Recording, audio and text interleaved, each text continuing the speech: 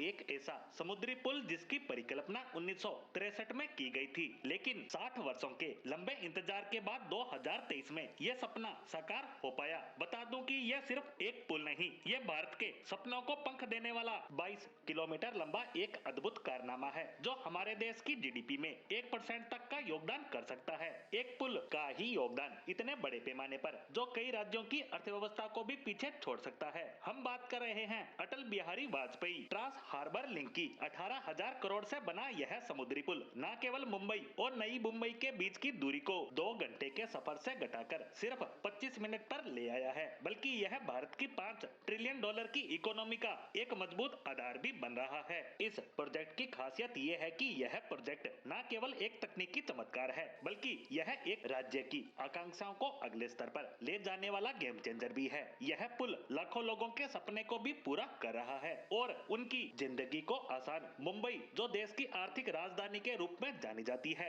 यह केवल आज से ही नहीं, बल्कि शिवाजी महाराज, मुगलों और अंग्रेजों के समय से व्यापार और समृद्धि का केंद्र रहा है। 3 ओर से समंदर से घिरा होने के कारण यहाँ बहुत से छोटे बड़े बंदरगाह हैं, जो इसे समुद्री व्यापार का बड़ा केंद्र बनाते हैं। ऐसे में इसके फायदे के साथ साथ कुछ नुकसान भी है। समंदर से घिरे होने के कारण दक्षिण मुंबई का देश के बाकी हिस्सों से उतना अच्छा जुड़ाव नहीं है जितना होना चाहिए। ऐसे में मुंबई ट्रैफिक समस्याओं से जूझ रहा था। दिल्ली की तरह मुंबई के आसपास के इलाकों का उतना विकास नहीं हो पाया, जिससे मुंबई पर जनसंख्या और सुविधाओं का दबाव लगातार बढ़ रहा था। ऐसे में 1962 में एक योजना बनाई गई, जिसमें ग्रेटर मुंबई के ट्रांसपोर्ट प्लान की बात थी, लेकिन यह योजना आगे नहीं बढ़ पाई। वहीं 1980 के दशक में जब देश में आर्थिक सुधारों की चर्चाएं तेज हो रही थी, तब यह साफ हो गया था कि बड़े प्रोजेक्ट भारत की अर्थव्यवस्था को मजबूत बना सकते हैं, लेकिन उस समय संसाधनों की कमी और राजनीतिक उठापटक की वजह से एक बार फिर से इस योजना पर काम शुरू नहीं हो पाया। 2005-06 में जब इस प्रोजेक्ट को फिर से शुरू करने की कोशिश हुई तो लगा कि अब इस पर काम शुरू